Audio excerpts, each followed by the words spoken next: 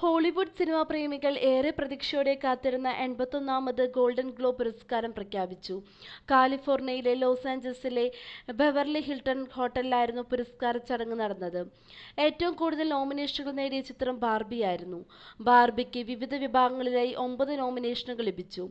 Christopher നോളന്റെ ഓപ്പൺഹൈമറിനാകട്ടെ 8 നോമിനേഷനുകളും നേടി.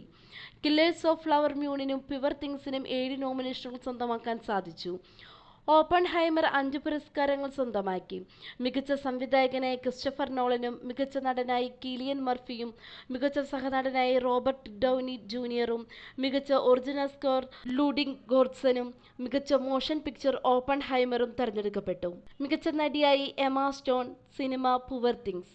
മികച്ച സഹനടിയായി Da'Vine Joy Randolph, cinema The hold overs.